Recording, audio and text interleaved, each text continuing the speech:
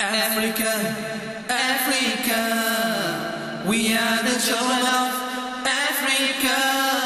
La ilaha illallah, la ilaha illallah. From Mauritania to Ethiopia, from Tunisia to Somalia, we are the children of Africa.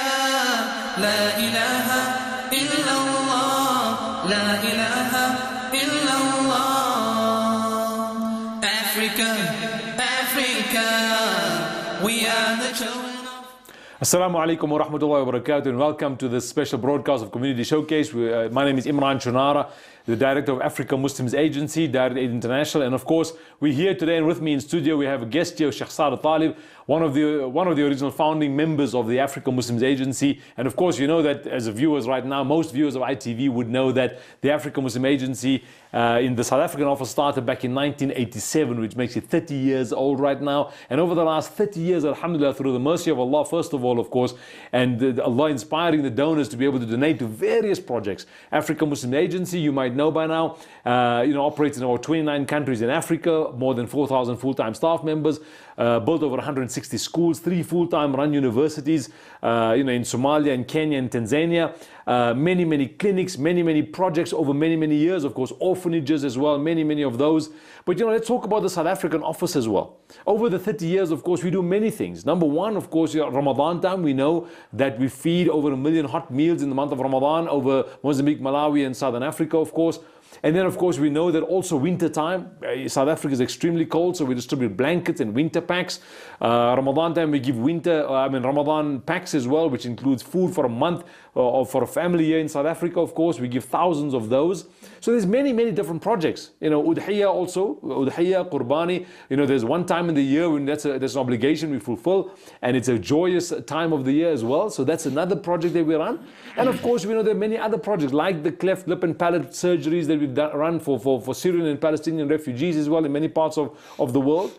But today we're here to talk about specifically the water wells, the masjid, the projects that we build, the building projects that benefit people in rural villages of Mozambique and Malawi. And of course, the South African donors have been responsible over the years for contributing to thousands and thousands of water wells and boreholes and hundreds of masajid and Islamic centers over the years in the southern part of Africa. And Sheikh Saad actually has incredible experience in Malawi, many parts of Africa, but specifically Malawi, over more than about 30 years right now, of building masajid and Islamic centers and water projects. I was with him actually just last week in Malawi, witnessing some of those projects, going into remote villages to kind of look at the need for water in those villages, the need for structured masjid in those villages. So I want to bring Sheikh into here and say, Sheikh, we were together, and if you could just maybe, I introduced you to the viewers a second ago, but maybe just to share with us your experience over the years. You've been there for more than 30 years, and from a project perspective, from masajid and water wells. To share 30 years of experience, I think there is a famous saying now in Malawi, for example. People are saying, when you compare Islam in Malawi for the 30 years, and if you want to talk about Islam in Malawi for the last 30 years, there is a definition between Islam before AMA, Africa Muslim Agency, and there is Islam after AMA, Africa Muslim Agency. So there is a great criteria between the two, because before Africa Muslim Agency in Malawi, there was Muslims, but there was no Islam. After Africa Muslim Agency involved in the work in Malawi for the last 30 years, they are Muslims and they are Islam.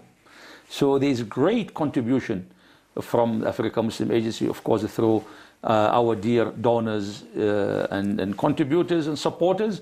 And alhamdulillah, there is a significant change. Country is no longer the same. Country is different. From political ground to social ground, from economical ground to spiritual ground. There's no any way to compare past with the present. It's insignificant change, alhamdulillah, a great change, and insignificant comparison, but great change towards the development of the Muslim community and Islam at large in the country. And you know, interestingly enough, because what Sheikh talks about that, and my experience just last week in Malawi again, was to notice when you're speaking to people that you realize that, I mean, it's interesting. I had a non-Muslim person say to me, just in Cape Town the other day, a Malawian actually said to me, you know what, Imran, I prefer to actually work with the Muslim organizations that are working in Malawi. He says, because you guys have developed our country and you guys have developed the communities in the villages so much. Because it's part of our faith again. It's the da'wah that goes with building a masjid. It's a da'wah that goes with putting a water well. It's not just a structure for creating, for bringing water or a structure to pray in. But we know there's a greater purpose attached to it. And you know, Sheikh, I know when we were there, we prayed Jummah as well there in one of the masajid in the villages, in one of the straw makeshift structures. And I took a photo of one Quran in this masjid, in this makeshift masjid that was put up. It was the one Quran that was there. It was torn. It was, you know, just put together and held together. And I took a video and actually a clip of that Quran, because again, it's how desperate these people are for being connected to Allah and being connected. And you know what's incredible to me? You go into these villages and you realize that even though these people have nothing that you would think they have to be grateful for. I mean, you think about it, we got grateful for our cars, our wealth, our family, whatever. They have nothing. And yet they're so happy and so content, and so the iman is so strong. I was watching the children come in for salah, for Jum'ah salah. I was watching when the imam was giving the khutbah, and I was watching the process of this, and we're making dua and the salah. And you feel the sincerity, and that was fascinating to me.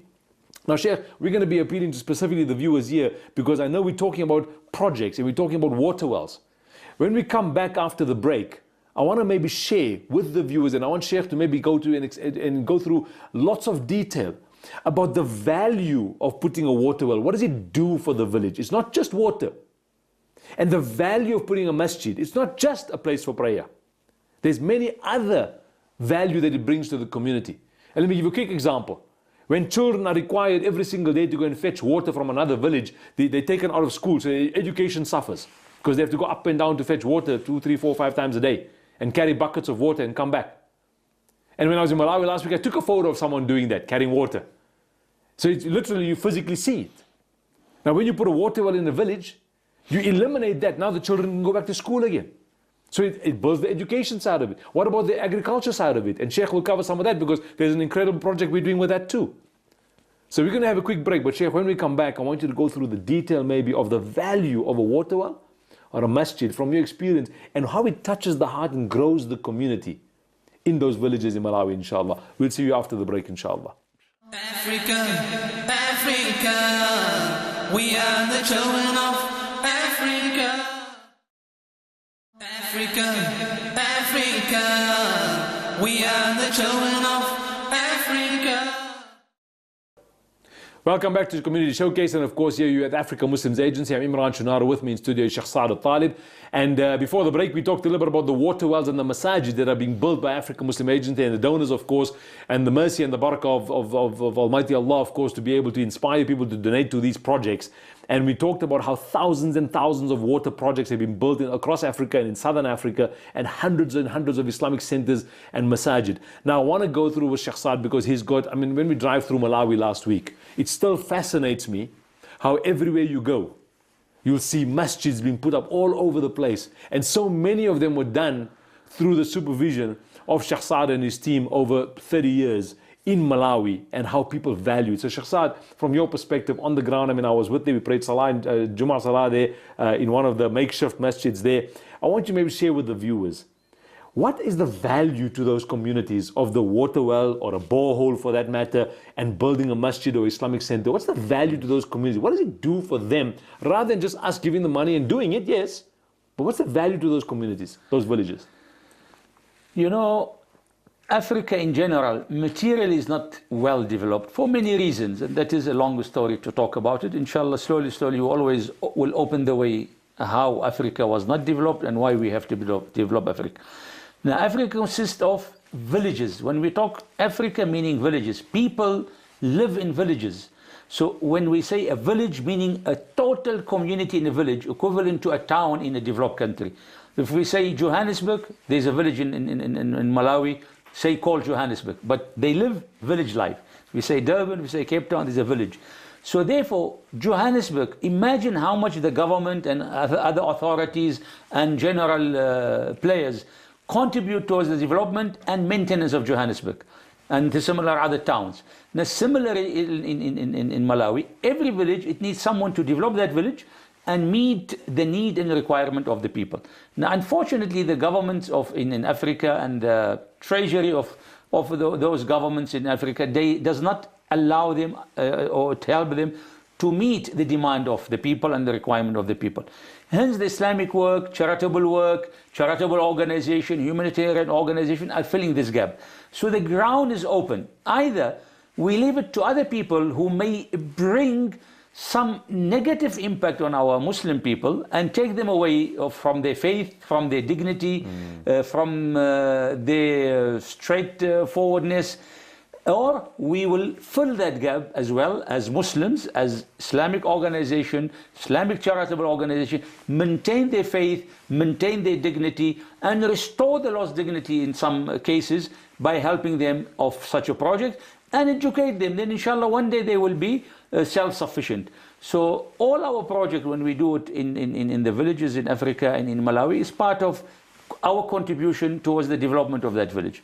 So let's say a water well, what it does in the village. Now, a village without water well, how do they fetch water? How they will get their water?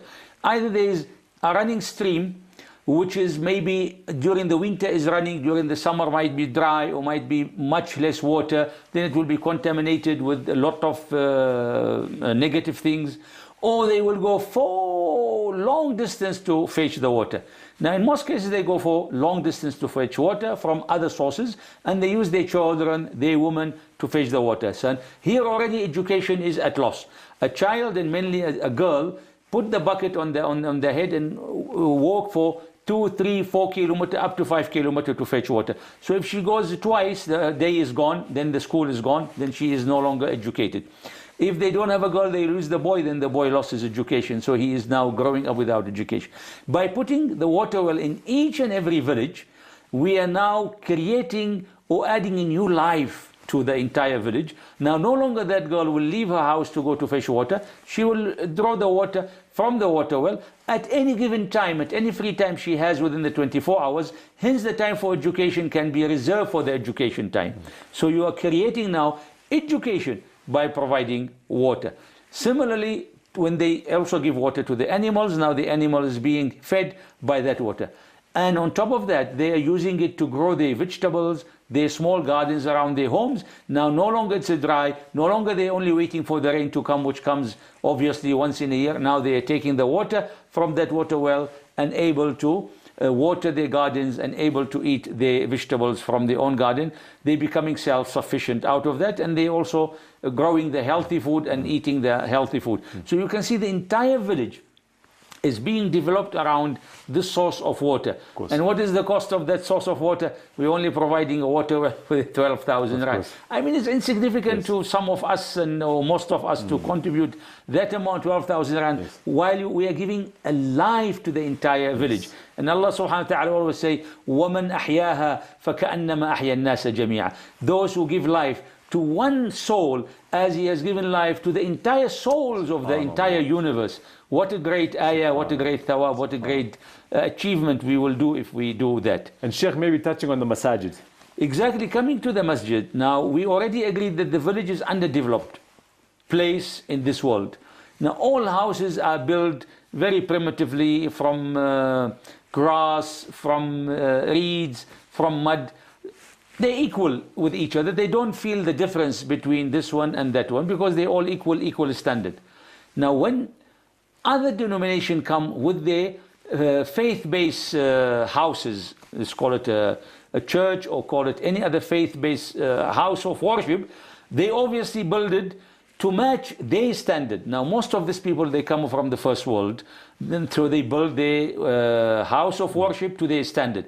So it becomes the most developed piece of land in that structure in that particular village. So look at our children, Muslim children, or our youth, they look at that place as the most developed place. So it keep them excited. They want now to go to see, they may participate, they may do this, they may do that. They may lose their faith in that. Now when we come to build our mosque also, we come also from a developed world and we build our mosque to our standard, and that mosque become the most developed structure in that village. Then again we are attracting the children, attracting the youth, attracting everybody towards a developed place. So hence we open the way for the usage of the mosque. Now the usage of the mosque, obviously for 5 times salah, which is quite a lot, for Jum'ah salah, which is important, for Ramadan Taraweeh, which is also important. Now for madrasa, a lot of our masajid, alhamdulillah, is being used for madrasa. If there is no classrooms, children come to the masjid. And now because the children coming to the masjid to learn madrasa, now we are forced to teach them now cleanliness. We make sure they must be clean, they must have wudu before they enter the madrasa, even if it is not time for salah. That is adding to their purity, to their cleanliness, to their what you call a development. Now they started to understand what is the cleanliness, what is the purity, what is wudu. So there's a lot of spiritual training and physical training in that. I was shocked also actually, and very happy, very glad that the season for harvest, some people subhanallah pay their zakah through a maize corn. They come to leave it in the masjid for those needy. And I was really touched by it, that you know that at a time when people are poor, but still they are sharing some of their product and they put it in the masjid for everyone to know, to take it. And here they are not realizing it perhaps, that they are keeping, or they're doing it naturally, they're keeping the dignity of the needy. Any needy can come to the masjid at any given time, not only the salah time. He can come in at any given time, perhaps the non-salah time, when nobody is in the masjid, take some of it if he needs that and use it for himself. You can see that Islam is being practiced in its widest way in a remote village in Malawi, by putting a water well and by putting a masjid. So I think it's a great contribution the Ummah is doing, alhamdulillah, to the people of Africa and the people of Malawi. May Allah accept it from them and Allah reward them for it. Alhamdulillah. And again, viewers, we'll go for a quick break. When we come back, we're going to talk specifically how you can get involved, and specifically the value and the benefit to you and I, of course. Because we look at Malawi and Mozambique, of course, if we talk about that, that's just incredible value when you think about it. And the thing that stuck with me is that people coming to leave some of their extra produce in the masjid for anyone else who's needy as well. So we'll take a break. We'll see you in a few minutes. Africa, Africa, we are the children of Africa. Africa, Africa, we are the children of Africa. Welcome back to Community Showcase. I'm Imran Chunara, Director of Africa Muslims Agency. And with me in studio, Sheikh Saad Talib. We are talking about water wells, boreholes, masajid, Islamic centers in remote villages of Malawi and Mozambique, of course. And of course, we've already built thousands of those water projects. And I tell you, it fascinates me because you think thousands, you think, well, how much can the need really be? And I was yet last week again in Malawi with Sheikh, and on the ground, and you witness that need again. And it strikes you again how in the bush, in the villages, that need is so desperate, it's so dire, the need. And you think, well, why did Allah not just make the water freely available for Allah could do it without you and I? So then I ask myself always, why did Allah bring it to my attention? What is it supposed to add to my life? What benefit is this to me that I had to learn about this need so that I can contribute as well? And I'm asking you the same question. And I want Sheikh to share with myself and with the viewers, is that what's the benefit of a viewer or a donor giving towards a water project or a masjid or something? What's the benefit to us on this side? Allah could have done it without us, but why give us this benefit to it? What's the benefit? You know, Allah subhanahu wa ta'ala created us on this earth to worship Him. And part of worshiping Him is to do good deeds. Now, if Allah subhanahu wa ta'ala just want us to recite His name throughout the life, I think the life will look a little bit maybe boring. Allah forgive us for this word. So Allah subhanahu wa ta'ala also create job for us, hobby for us, passion for us. And Allah provide us. Allah is providing us for whatever it's needed. So Allah subhanahu wa ta'ala also put a competition between those generous and less generous and maybe non-generous. So therefore, let us be one of those generous whom Allah subhanahu wa ta'ala choose to fulfill our duties towards Allah subhanahu wa ta'ala. Now, we don't need to talk more and more about the benefit of the water, because we know water is life. And Allah subhanahu wa ta'ala created everything on this earth from water. Allah mentioned in the Quran that Allah has said, وَخَلَقْنَا مِنَ الْمَاءِ كُلَّ شَيْءٍ حَيٍّ. Allah subhanahu wa ta'ala, with His glory, created it from water. So therefore, water is life, as we say, life is water. So by enhancing and facilitating the availability of water through water well or boreholes or maybe any other means in the future, we are facilitating the usage of this water which Allah subhanahu wa ta'ala created it from underground to be up and to be available to the people. So Allah subhanahu wa ta'ala will be pleased to see His abd, His slave, His servant fulfilling his duty by utilizing Allah subhanahu wa ta'ala's creation, that is the water, and making it available and usable by the people, the beneficiaries. So obviously Allah subhanahu wa ta'ala will reward abundantly for those who facilitate His wisdom on earth. Similarly, I think, is the masjid. I mean, any place, Allah subhanahu wa ta'ala, the Prophet said that the whole land is pure and it can be used for salah. But now to facilitate by building a masjid which can protect the musallis from the rain, from the sun, from the wind, you are fulfilling your duties towards Allah subhanahu wa ta'ala. You are enabling the human being, you are enabling the Muslims to fulfill their ibadah, to fulfill their duties towards Allah subhanahu wa ta'ala by utilizing the masjid. So obviously Allah subhanahu wa ta'ala will be happy with you that you are facilitating the ibadah of others who are worshipping Him. So you will be well rewarded. And the famous hadith of the Prophet sallallahu alaihi wasallam that whoever build a masjid for Allah subhanahu wa ta'ala's sake, Allah build him a house in the Jannah. And obviously no comparison between the house of Allah which I and you build on this earth and the house of Allah which Allah subhanahu wa ta'ala give us inshallah in Yawm al-Qiyamah in the Jannah. It's a big difference. I think if you take it as a trade, I think it's a very profitable trade, very profitable deal, that you build a mosque which would cost you tens of thousands, and there Allah subhanahu wa ta'ala give you a place in the heaven which may cost billions of money in today's value. But Allah subhanahu wa ta'ala is the one, the giver, and He has unlimited resources to give. Absolutely, and I think that's important again. And maybe, Sheikh, if you can touch on the sadaqah jariyah aspect of this, because we know also that when you leave this world, you only leave pious children who will make dua for you and your good deeds, of course. And this is part of that good deeds again. So from a water perspective, from a masjid perspective as well, if you had to appeal to the viewers today, your experience there, you've seen the need. What would you say to the viewers in a few seconds? I think I want to say to the viewers that they should just do the project and do the project and do the projects without worry about who's going to maintain this project, how is going to maintain, who's going to run it. I think always Allah subhanahu wa ta'ala find His ways, find His people to use the project, to maintain the project, and to run the project to as long as Allah subhanahu wa ta'ala's will. Many people ask about the water wells. What about if the water well is dry?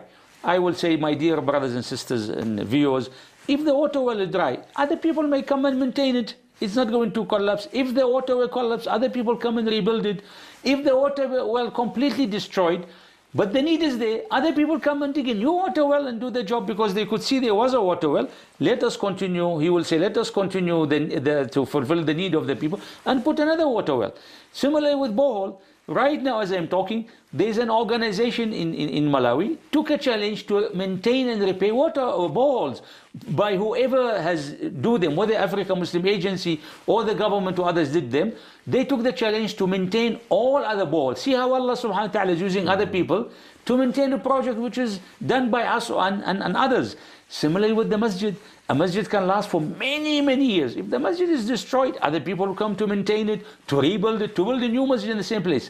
Now my point is the original thawab goes to the first one who did this job, without removing the thawab of the comers, the newcomers. Allah is, as I said, Allah has unlimited resources to reward those who work for His sake. So while you are doing the water well, the borehole, the masjid, you are going to get the continuous sadaqatul jariyah until Yawm al-Qiyamah. Always remember that, and don't put those hurdles, little technical points. If you live on technical points, then I don't think from Islamic point of view, you will find Muslims and Islam in Africa. If you see the way they have survived, as Brother Imran many times repeated that in that last week we prayed Jum'ah, right in the remote area in Malawi, right at the border of Mozambique. Maybe this point he didn't mention.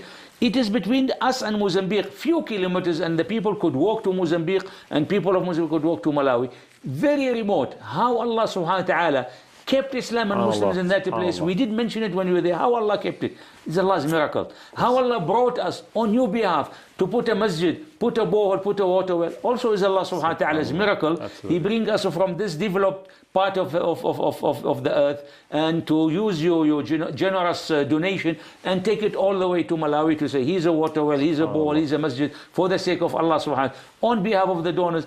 People there may not know who's the donor. Absolutely. They may not know his name. His name is Musa, Muhammad, Ahmed, Mahmoud. They don't know. But they know a good Muslim brother somewhere in this world did this for them, and they make the dua for those who contributed and facilitated this project for them. May Allah subhanahu wa ta'ala reward all of you, those who contributed, who are contributing, who will continue to contribute, and who will make the need to contribute. Soon they are able to do it. And my last perhaps message, or one of the last message, is that those great days of the Hijjah and the last day, the night of Arafah, before Arafah, obviously they're very significant days. The thawab also would be multiplied inshallah in it. Allah subhanahu wa ta'ala has mentioned in the Quran that those are one of the greatest days of the year. The Prophet ﷺ mentioned they are very important days. They are actually some ulama and fuqaha and scholars mentioned that the 10 days of the Hijjah, that's from first day of the Hijjah to 10 days of the Hijjah, are greater than the last 10 days of Ramadan. There is quite a great view on that. So therefore, my dearest brothers and sisters and viewers, this is also your chance. I mention it many times that sometime Allah subhanahu wa ta'ala give us a limited chance at a limited time. Yes. Once these 10 days of the Hijjah pass, then those great days also pass. We have to wait another year for them to come. And whether we guarantee our life or not, we know it's in Allah subhanahu wa ta'ala's hand. May Allah always give us a healthy life, a long life, a wide life, to contribute widely and greatly towards the cause of Allah subhanahu wa ta'ala. May Allah reward all of you abundantly, and Allah accept all our good deeds. Jazakallahu khair for that. Viewers, just to wrap up here, on the 30th of August, Wednesday evening, 10:30, will be a pledge line specifically for projects on the night of Arafah. That's the 30th of August, Wednesday evening, 10:30. The details are on the screen. And of course, you want to tune in 10:30 p.m., 22:30 for that live pledge line for projects in Malawi, Mozambique. Shukran wa salamu alaikum wa rahmatullahi wa barakatuh. Africa, Africa, we are the children of Africa. La ilaha illallah, la ilaha illallah.